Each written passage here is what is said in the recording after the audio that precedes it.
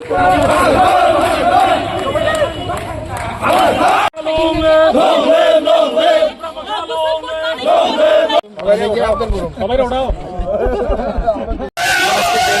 কথা বলতে চাই, আজকের এই জয় আমার জয় না, এটা আমার মহারাজের জয়। এই আজকের জয় এটা ত্রিপ্রাসাদের জয়, থানচার জয় হয়েছে।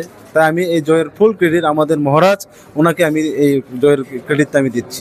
কোন দিকটা বেশি কাজ করেছে? জয়ের একটাই কাজ হয়েছে যে আমাদের মহারাজ ত্রিপ্রাসাদের জন্য চিন্তাধারা করে সবগুলো কাজ, যেগুলো চিন্তাধারা করে, যেগুলো উনি বলে ওনার মানে যে কথার মতোই কাজে মিল থাকে। এই ব্যাপারে আমাদের যে জনগণ সকল মহারাজের প্রতি বিশ্বাস, এই বিশ্বাসের রেজাল্ট আজকে আমি ভোটের হিসেবে পেয়েছি। আমি প্রত্যাশিত ছিল মানে আমার যে চিন্তা ভাবনা থেকে তার থেকে বেশি আমি পেয়েছি, এটাই আমি বলবো।